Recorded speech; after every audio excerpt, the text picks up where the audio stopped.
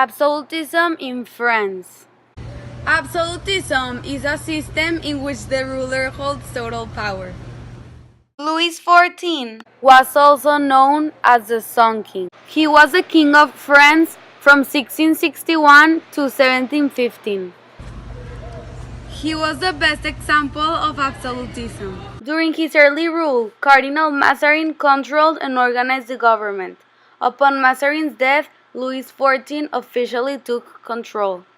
The Edict of Nantes made a policy that converted the Huguenots to Catholicism. Mercantilism was decreasing imports and increasing exports. King Louis XIV had power to make foreign policy, declare war, oversee religious affairs, and levy taxes. Make on laws, raise high taxes, build huge armies, complete control. When Louis died, he left France in poverty and with enemies. King Louis XV ruled France from September 1, 1715 until his death. He succeeded his great-grandfather Louis XIV at the age of 5. He got everything he wanted and did not tax the nobles. King Louis XVI was the last king after the French Revolution started. He tried to reform France with Enlightenment ideas. Louis XVI was guillotined on January 21, 1793. French Revolution. The French ancient regime was divided into 3 states. The first was the clergy, who enjoyed wealth and privileges. The second was the nobility, who had the right to occupy good positions, and the third was the majority of the population.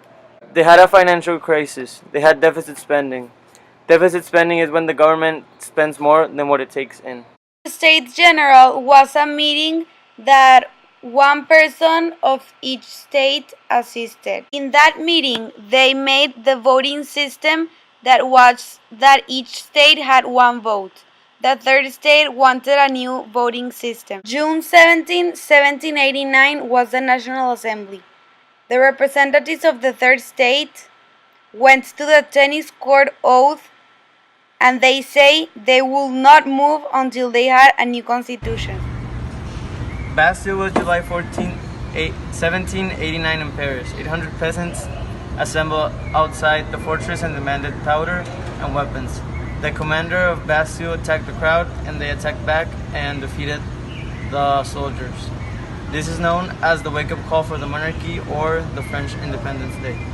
In 1792, France started a new constitution and a ruling body. This was when they abolished monarchy. This was when the Reign of Terror started. Its purpose was to purge France of enemies of the revolution and protect the country from foreign invaders. In October 1789, women marched to Versailles. They demand to take royal family to Paris. Napoleon. Napoleon was born in Corsica in 1769. He became general at the age of 24. He was really intelligent, and he had photographic memory, and he attended the military school. The Congress of Vienna, also known as the Concert of Europe, was a meeting of ambassadors of European states. The goal was to balance power. Napoleon's biggest obsession was conquering Great Britain, but he couldn't because of the sea power that Great Britain had. France had a 5-man directory. Napoleon returns from Egypt and takes control from the directory. The directory is replaced by the consul, and Napoleon is called the first consul. In 1804, Napoleon crowned himself Emperor of France. He started to conquer many countries and lose the Battle of Trafalgar. Napoleon is exiled to Elba. After 100 days, Napoleon went back to France and fought the Battle of Waterloo. Napoleon was dead in St. Helena. Napoleon's biggest fall was when he attacked Russia, but he failed because when he was attacking, the Russians started to advance, and while they were advancing, they burned all the villages and all the food. so the French, like Napoleon's army, didn't have where to stay or like resources, and so it was really cold, so they were dying of, like, they freezed, and they didn't have where to stay to refuse the cold, so they went back and they couldn't, they failed that mission. Thank you. We hope you learned in our video and enjoyed it.